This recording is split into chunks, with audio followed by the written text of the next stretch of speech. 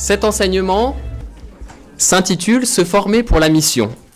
Alors rassurez-vous, on va pas faire double emploi avec la veillée d'hier, parce que hier, les deux on va dire, jeunes hommes qui vous faisaient un sketch, vous présentaient plus comment directement se former pour être missionnaire, alors que là, l'enjeu de ce topo, c'est plutôt comment se former pour être des chrétiens solides en vue, ultimement, d'être missionnaire. Mais c'est d'abord comment former nos vies chrétiennes. Donc on va donner quelques clés pour être des chrétiens solides dans notre monde, des rocs de foi. Et quand on aura réussi à être des rocs de foi dans notre monde, l'aspect missionnaire suivra tout naturellement.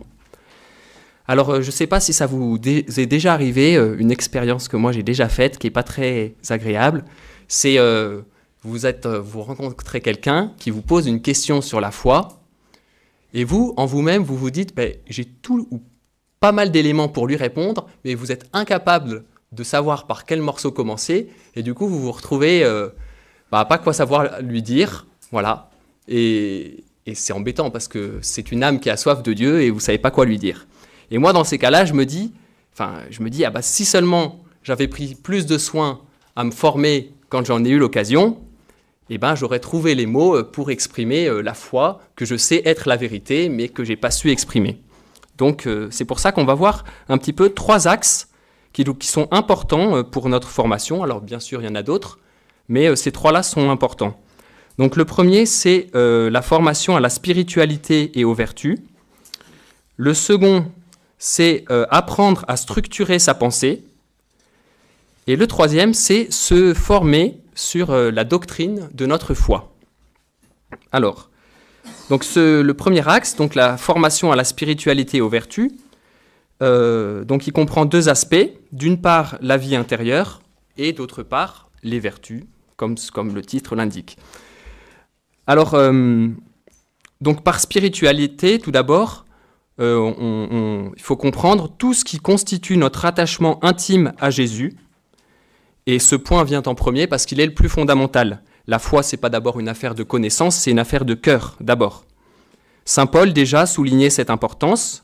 Dans la première épître aux Corinthiens, il écrivait « J'aurais beau être prophète, avoir toute la science des mystères et toute la connaissance de Dieu, j'aurais beau avoir toute la foi jusqu'à transporter les montagnes, s'il me manque l'amour, je ne suis rien. » Donc il est impossible de transmettre aux autres quelque chose qu'on ne possède pas soi-même. Est-ce qu'on pourra transmettre l'amour de Dieu aux autres si nous-mêmes on ne vit pas de cet amour de Dieu? Ça paraît difficile. Et pourtant, parfois, si on est plein de zèle dans une mission, on va avoir envie de faire plein de choses et on va oublier qu'il faut d'abord cultiver notre relation intime avec Jésus. On l'a vu hier dans la veillée, il y avait la petite vidéo d'Anthony où il nous rappelait que c'est d'abord la prière, d'abord la messe. Pareil, hier soir, on aurait pu se dire, on a passé, je ne sais pas combien de temps, une demi-heure ou 3/4 d'heure en adoration, on aurait pu faire un exercice pratique de porte à porte, même s'il était un peu tard, mais vous voyez, on aurait pu se dire, c'est mieux pour la mission, on a eu des enseignements, maintenant on fait l'exercice pratique. Non, il faut d'abord cultiver notre attachement à Jésus. Alors, dans l'âme de tout apostolat, qui est un livre que je vous conseille vivement de lire, Don Chotard formulait ainsi sa conviction à ce sujet. Il disait « Le zèle n'est efficace qu'autant que l'action de Jésus-Christ vient s'y adjoindre. Jésus est l'agent principal, nous ne sommes que les instruments. Malheur à qui, dans les œuvres, ne prend pas les moyens de conserver ou de retrouver la vie intérieure, ni ne sait ordonner la vie active à cette vie intérieure, de sorte qu'elle ne lui nuise pas. » Voilà. Donc se former à la spiritualité, c'est avant tout se former à être des personnes unies à Jésus, en l'imitant de plus en plus et de mieux en mieux dans toutes les composantes de notre vie. Et demain, frère Raphaël nous parlera de la sainteté, parce que les saints sont nos modèles sur ce chemin. Et chacun de nous, on doit bien s'interroger en vérité sur ce point. Est-ce que Jésus est à la première place de nos vies? Alors bien sûr, si vous vivez dans le monde, vous devez être tout à vos études, à vos amis, enfin à vos connaissances, etc., à vos différentes activités. Mais il faut bien vous interroger pour savoir si tout ça, c'est motivé uniquement par des enjeux humains, qui sont bien en soi, mais il faut vous interroger pour voir s'il y a en plus de ça l'aspect transcendant de Dieu que vous voulez servir à travers tout ce que vous faites. Voilà. Alors, voilà. Bon. Alors, deuxième aspect, les vertus. Alors, parce que la formation à la spiritualité va de pair avec les vertus, parce qu'en fait, les vertus, on peut les voir un petit peu comme l'émergence extérieure de notre vie intérieure. Et les deux sont liés. Là, c'est un cercle vertueux. La vie intérieure débouche sur une vie vertueuse qui, à son tour, nous dispose à une vie intérieure encore plus profonde.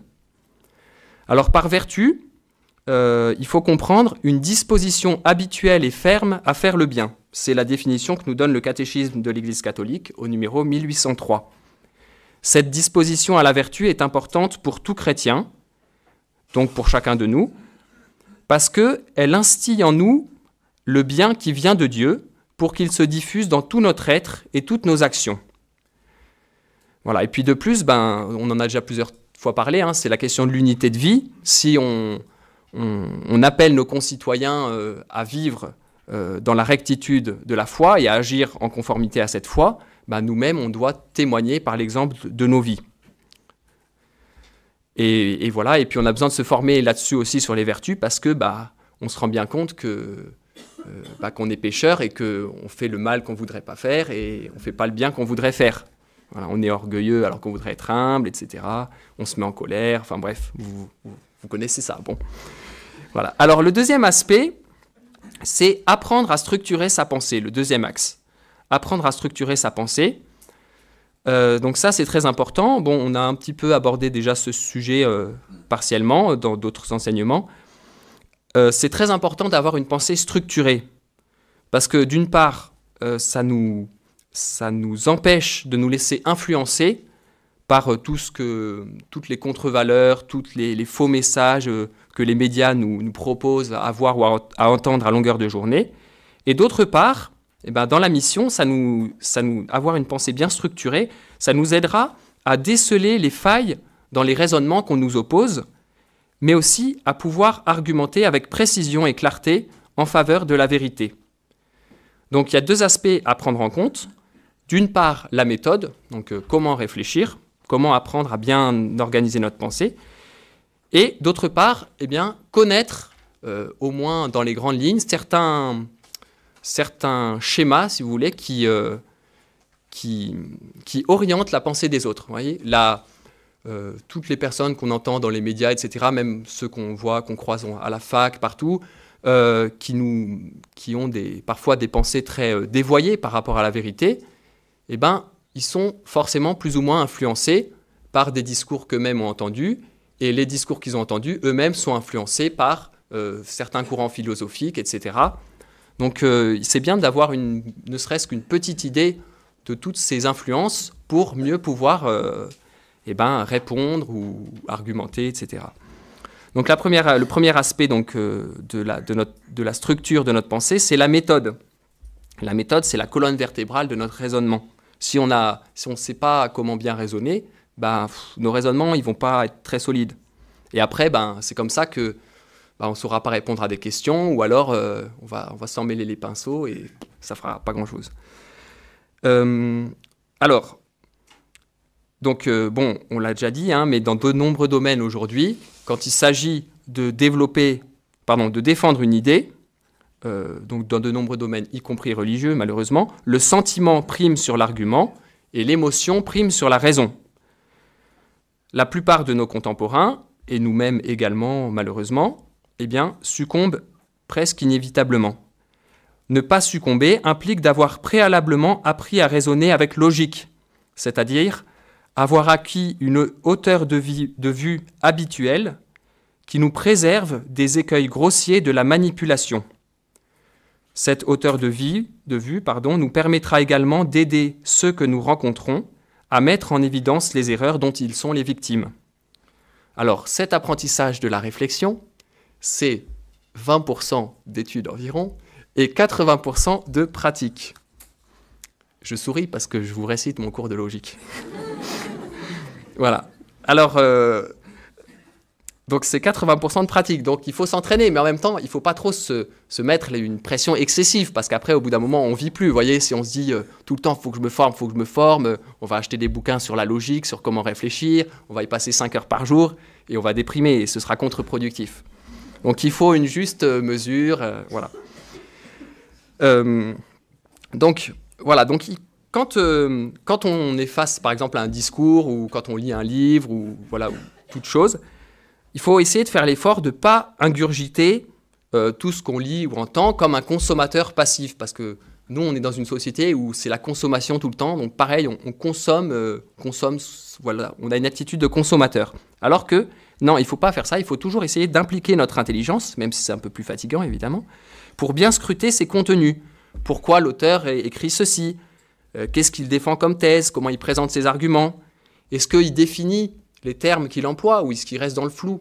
Aujourd'hui, on définit pratiquement jamais nos termes, alors du coup, on garde les mêmes mots, mais ça ne veut plus dire la même chose. Donc, faut bien regarder tout ça. Et il faut essayer aussi de voir un petit peu, quand vous avez, par exemple, un discours, ou bon, si c'est écrit, c'est beaucoup plus simple, mais enfin, c'est un peu plus simple, pardon. Il faut essayer d'analyser un petit peu comment la personne présente ses arguments. Est-ce qu'il y a une logique? Est-ce que tout s'enchaîne bien? Il dit ceci, or, cela, donc, etc. Vous voyez? Parce que sinon, si le discours est alambiqué, s'il y a 30 000 idées qui se suivent, etc., et qui se mélangent, etc., là, vous allez vous faire rouler, quoi. Voilà. Donc, il faut bien essayer d'analyser un petit peu ce que veulent nous dire les personnes qui s'adressent à nous. Et du coup, on acquiert comme ça une aisance. Alors, moi, je vous dis ça, hein, mais quand je suis face à un discours, je suis aussi... bon, c'est difficile aussi, hein, mais petit à petit, on acquiert une aisance. Et du coup, on est plus à même soi-même d'argumenter, de construire notre argumentation et de déceler, pareil, ce qui ne va pas dans l'argumentation qu'on nous oppose. Voilà. Alors, quelques petites clés aussi pour déceler un discours qui essaye de vous avoir. Donc, souvent, il y a une avalanche, et ça, on le voit tout le temps, en fait. C'est impressionnant. Pendant que en faisant cet enseignement, je me disais, mais ce que j'écris là, on le voit dans tous les discours actuels, dans la politique, mais pas seulement dans la politique, malheureusement. Donc plein d'affirmations sans argument derrière, plein de citations d'exemples particuliers pour vous montrer, regardez, dans cette telle situation, comme c'est terrible, et telle autre, oh là là, c'est terrible, etc. Donc on montre des situations concrètes pour jouer sur notre sentiment, sur nos sentiments. Bon, il y a d'autres artifices, il y a la caricature de l'adversaire. Donc on montre comment ceux qui pensent telle chose sont des gros méchants, etc. Voilà, enfin bon, voilà, après les mensonges, tout ça. Voilà. Très important, je le redis, il faut bien définir les termes. Voilà.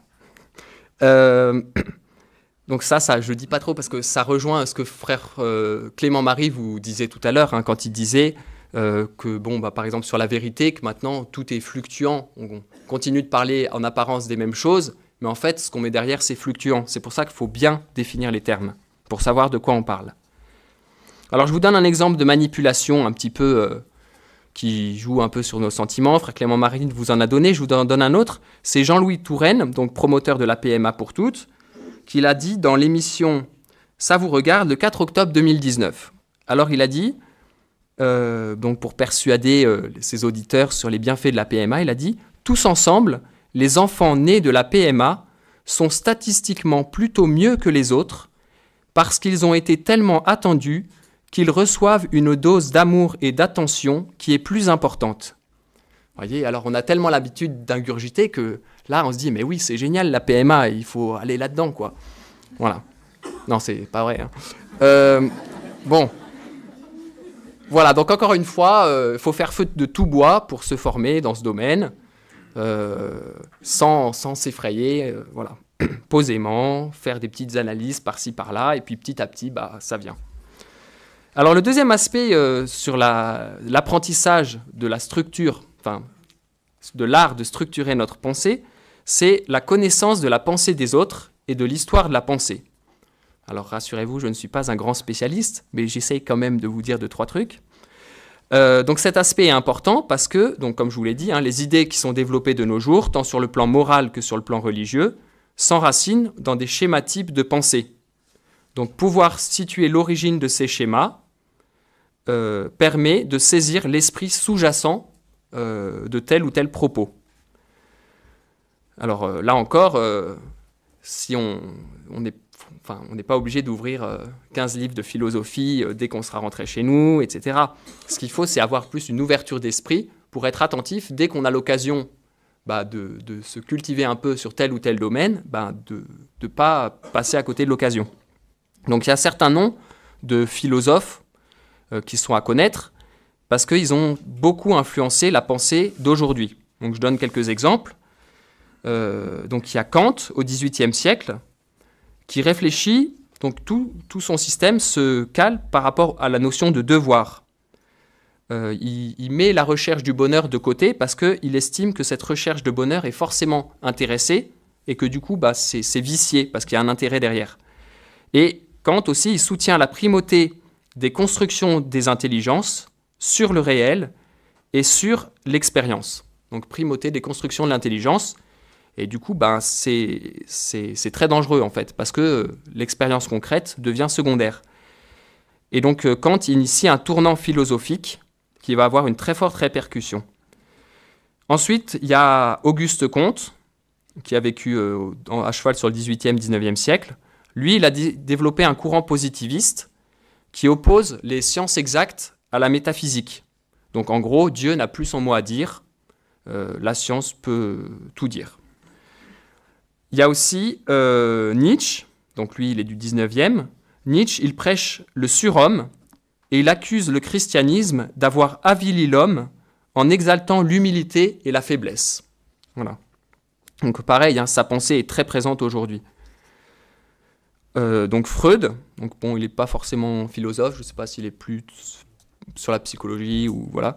Mais lui, alors il estimait que les attitudes morales n'étaient que des dissimulations d'une faiblesse refoulée. Donc on imagine aisément combien cette pensée peut peut être destructrice en fait pour la morale chrétienne, parce que du coup les chrétiens sont des faibles qui se protègent derrière un cadre en quelque sorte. Et puis Sartre au XXe siècle, donc lui il dit l'homme est radicalement liberté. Donc l'enfer c'est les autres. Il dit aussi tu m'as créé libre, je ne reviendrai pas sous ta loi. Sa pensée conduit à la perte du sens de l'existence et à la destruction de l'homme. Voilà. Alors après, il y a, donc ça c'est dans le domaine de la philosophie, il y a aussi des noms comme ça qui malheureusement ont eu une influence néfaste. Il y en a aussi dans le domaine spirituel. Donc c'est important d'avoir aussi des petites connaissances dans ce domaine spirituel parce que dans la mission, on est appelé auprès de ceux qui ne croient pas forcément, mais aussi dans l'Église, il faut aussi reconquérir des cœurs qui se sont éloignés, qui se sont fourvoyés dans des erreurs. Donc, j'en cite un, c'est Rudolf Bultmann. Donc lui, il a vécu à cheval sur le 19e et le 20e siècle, c'est un protestant. C'est un protestant, mais en fait, l'Église catholique, c'est beaucoup... Enfin, pardon, l'Église catholique, non. Des théologiens qui se disaient catholiques se sont beaucoup inspirés de sa pensée pour développer des théories qui aujourd'hui sont admises pratiquement comme des dogmes dans l'Église, de façon officieuse, bien sûr. C'est donc, notamment, il a regardé un peu les évangiles, cet homme a étudié les évangiles, et il a mis en place des catégories, donc il était très influencé par Kant, il a mis en place des catégories pour juger dans quelle mesure les évangiles nous permettent d'accéder vraiment à Jésus. Donc il a conclu qu'en fait, on ne pouvait pas vraiment connaître Jésus à travers les évangiles, parce que le contenu de l'évangile n'était pas fiable à 100%. Et du coup, on pouvait, par l'évangile, avoir une idée de l'esprit de Jésus, en quelque sorte, mais pas une certitude sur ce qu'il a dit ou fait. Et donc cette pensée, malheureusement, a beaucoup imprégné des théologiens influents de l'Église. Et ça fait que, du coup, ces théologiens ont dit, en fait, la source de tous nos enseignements en termes de morale ou de foi, c'est l'Évangile. Donc si l'Évangile n'est pas une source sûre, vous voyez, ça ouvre la porte au relativisme, parce que du coup, on ne sait plus trop si notre morale est solide, si notre foi est solide. Voilà, donc ça, c'est aussi quelque chose de... si vous avez l'occasion de vous nourrir un peu dans ces choses-là, c'est important aussi. Un peu de positif maintenant, parce qu'après, en plus il pleut, ça ne nous aide pas à être joyeux.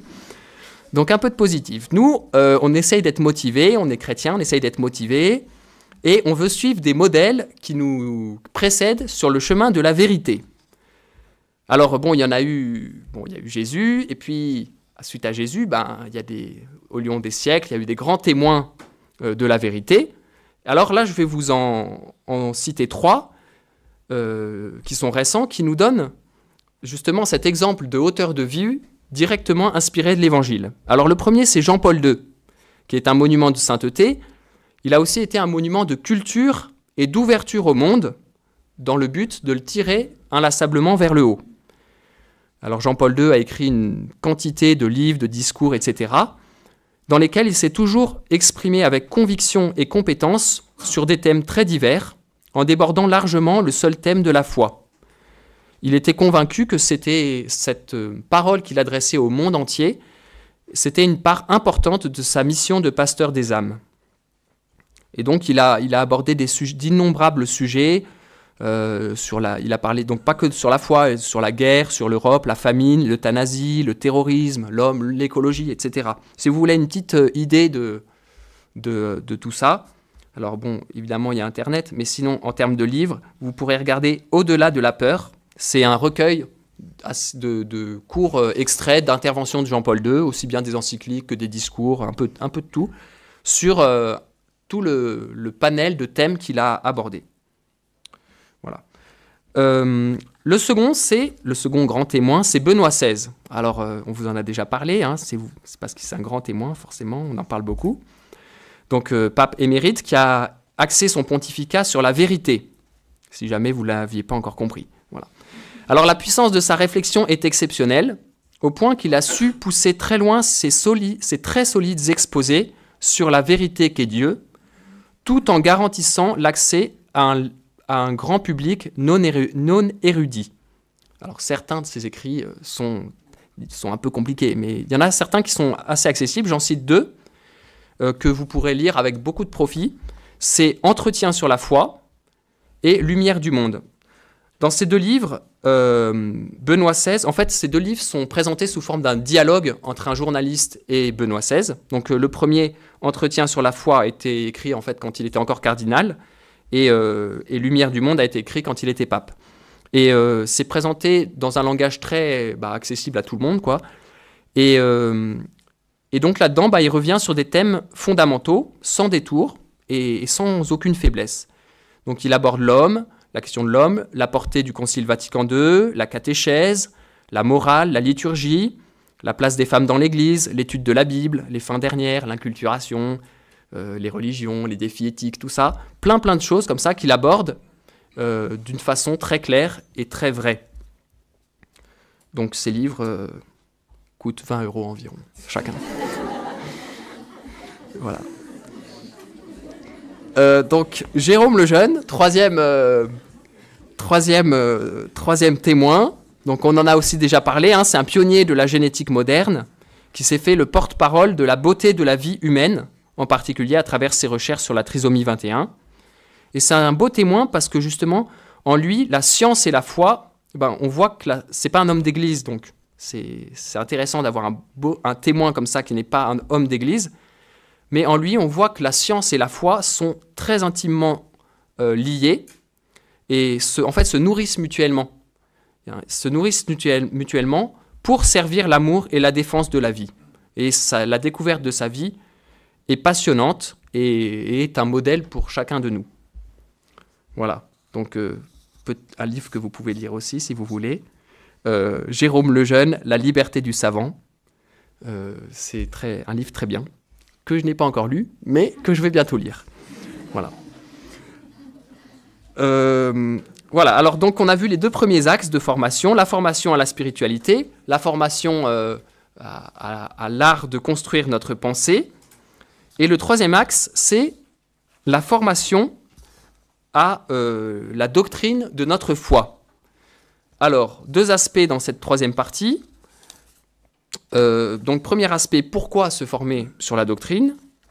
Et 2e aspect, on verra un petit peu l'élément principal de notre formation sur la doctrine.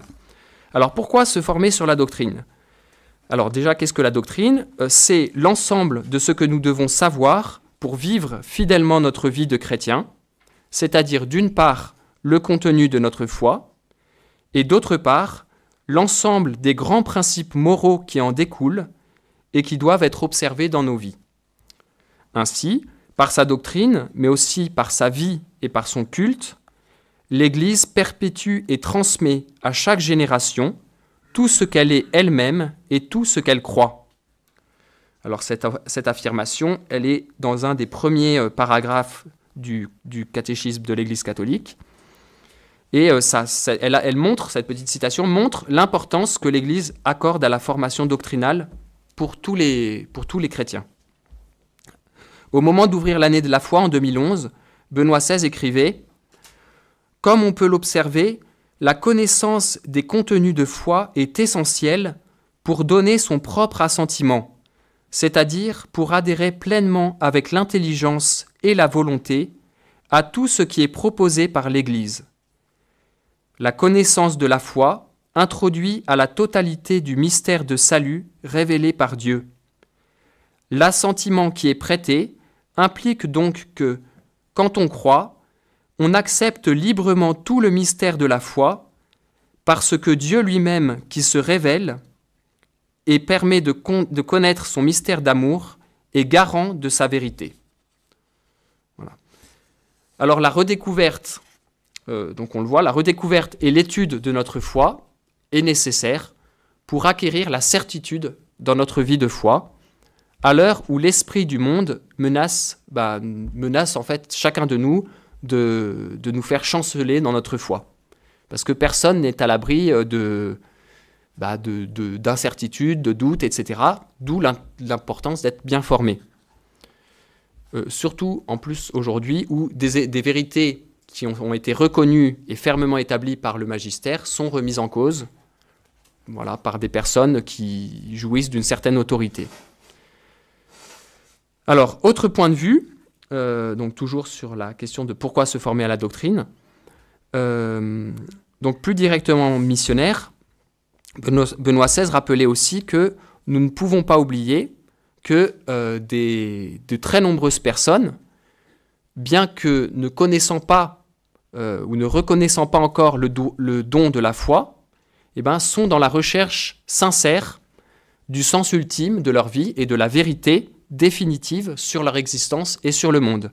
Et donc c'est un devoir de charité envers ces personnes que de bien connaître le contenu de notre foi dans toute sa cohérence et dans toute sa beauté pour pouvoir en témoigner avec conviction et éclairer des personnes qui ont des vies désorientées. Voilà. Donc quoi qu'il en soit, le catéchisme rappelle que la finalité de la doctrine et de l'enseignement est placée dans l'amour. Ça ne doit pas être de la connaissance pour de la connaissance. C'est dans une perspective d'amour. Amour de Dieu et amour de notre prochain. Parce que c'est cet amour qui doit être à l'origine et au terme de toute notre connaissance de la foi. Si on n'est pas dans cette perspective de l'amour, c'est de l'érudition, quoi, mais ça ne sert pas à grand-chose. Alors, le principal outil en deuxième sous-partie, le principal outil pour nous former en termes de doctrine, c'est le catéchisme de l'Église catholique, comme vous l'aurez peut-être compris. Donc, il a pour but, ce catéchisme, de présenter la foi de façon organique, systématique et synthétique, donc à la lumière du Concile Vatican II et de toute la tradition de l'Église. Et Benoît XVI évoquait ce document de façon très belle, à l'occasion, pareil, de l'ouverture de l'année de la foi. Il disait « Dans le catéchisme émerge la richesse d'enseignements que l'Église a accueillis, gardés et offerts au cours de ces 2000 ans d'histoire.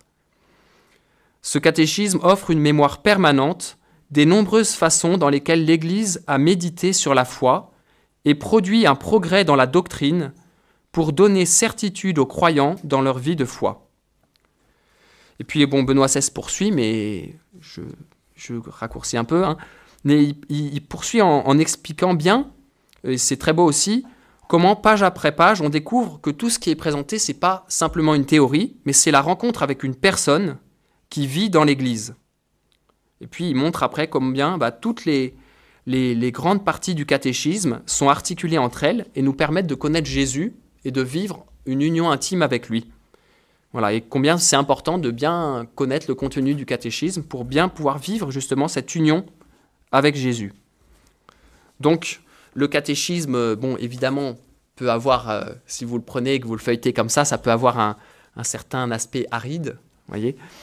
Et donc, si vous le prenez à partir du paragraphe 1 jusqu'au paragraphe 2865, bon, évidemment, au bout d'un moment, voilà, c'est un peu... Mais sa lecture et sa méditation même sera récompensée par une foi plus lumineuse, plus solide et plus sereine. Et donc Jean-Paul II, après la promulgation assez longtemps après la promulgation, a eu une forte demande pour un compendium. Parce que justement, les gens ils disaient le catéchisme c'est bien, mais il y a tellement de choses que quand on a une question, au final, on sait pas trop, on sait toujours pas quel paragraphe il faut citer pour répondre. Alors, donc, ce compendium a été promulgué par son successeur, par Benoît XVI, en 2005. Donc, il se présente sous la forme, pour ceux qui ne connaissent pas, de questions-réponses. Les réponses, à chaque fois, sont très courtes. Et donc, il y a 598 paragraphes qui remplacent les 2865 articles du catéchisme. Donc, c'est quand même assez court. C'est disponible sur Internet, sur le site du Vatican, gratuitement, moyennant quelques euros, vous pouvez l'avoir en livre. Et le catéchisme, il faut absolument l'avoir chez vous. Si vous ne l'avez pas, vous savez ce qu'il faut que vous fassiez après la session. Voilà. Alors, d'autres ouvrages, alors ça c'est très important, d'autres ouvrages peuvent avantageusement compléter ceci, donc compléter le catéchisme et le compendium. Donc vous avez un type d'ouvrage, c'est les catéchismes expliqués. Donc c'est des personnes qui se sont dit, je vais redire ce que dit le catéchisme avec d'autres mots, et puis ça aidera les personnes à comprendre. Alors attention, parce qu'il y a des personnes qui disent, je vais redire avec d'autres mots, comme ça c'est l'occasion en fait de dire autre chose. Donc il faut bien être sûr de qui est l'auteur. Donc par exemple, vous avez Monseigneur Santaine, qui a écrit un catéchisme expliqué. Donc pareil, c'est sous forme de questions-réponses, et il reprend tout le plan du catéchisme. Il suit le plan, mais sous forme de questions-réponses. Donc c'est très intéressant. Et il y a un autre type d'ouvrage qui est très instructif, c'est les ouvrages d'apologétique. Parce que connaître sa foi, c'est bien. Après, l'exprimer dans la mission, ça demande un certain acquis pédagogique, vous voyez, qu'on n'a pas forcément.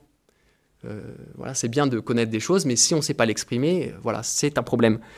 Et donc, justement, ces ouvrages d'apologétique, reprennent à la fois le strict contenu de la doctrine, mais aussi des éléments de l'expérience, de la philosophie, de différentes sciences, pour proposer un cheminement structuré qui conduit petit à petit vers Dieu et vers la foi catholique. Je donne un exemple que moi j'ai lu, que j'ai beaucoup aimé, c'est Les raisons de croire par Monseigneur Léonard. Donc c'est un ouvrage qui est extrêmement bien construit, très pédagogique, très bien structuré. Je l'ai lu 2 fois, je vais sûrement le lire une 3e fois, c'est vous dire. Et qui se présente comme un solide ouvrage de vulgarisation et qui est vraiment très clair, très accessible, très très bien construit et voilà, on en ressort fortifié. Et puis il y a toute une exploration aussi sur le mystère du mal qui est pas du tout, enfin qui est très bien, qui est voilà, il passe pas sous silence, voilà. Voilà. Et donc j'arrive bientôt à la conclusion. Donc en conclusion, donc au terme de cet enseignement, voilà, vous avez peut-être mieux saisi l'importance de bien vous former, j'espère. Bon, il y a peut-être un peu de travail en perspective. Donc il ne faut pas perdre de temps, il faut faire feu de tout bois, comme je l'ai dit. Profiter de toute occasion. Alors, bon, j'ai cité des livres, évidemment, il n'y a pas que les livres. Hein. Bon, il y a plein de propositions bon, que vous connaissez peut-être hein, pour vous former. Vous avez les groupes de formation et de prière, vous avez Even, vous avez les cordées organisées par la famille missionnaire de Notre-Dame, qui sont très utiles pour se fortifier dans la foi, et puis pour se tirer les uns les autres aussi, parce que quand on est tout seul, c'est dur, et justement la cordée, ça permet de se tirer les uns les autres vers le haut, et la cordée, elle débouche naturellement en fait sur la mission, parce que on se structure, la cordée en fait, elle structure tout notre être, et du coup, en fait, la mission, elle vient presque naturellement, quoi, après. Voilà. Internet, hein, donc Corentin, hier, Corentin et Auguste vous en ont parlé. Donc, je ne redis pas, hein, il y a plein de sites de formation qui existent. Bon, fmnd.org, c'est un site qui est bien. Hein. Mais non, parce que il y a toute une médiathèque, c'est très intéressant. Mais croyez pas que je suis en train de faire de la pub spécialement, c'est juste que c'est vrai. Voilà. Et bon, on vous a parlé, je sais plus si c'est Sœur Philippine, peut-être, qui vous a parlé du site d'Alliance Vita. Bon, je sais plus si c'est elle. Mais aussi, Alliance Vita, ils font des décodeurs, c'est quelques pages sur un sujet particulier qui touche à la bioéthique, avec un regard chrétien. Et voilà, et c'est très bien. Alors, je conclus avec une anecdote. Après, je laisserai la parole à Père Bernard.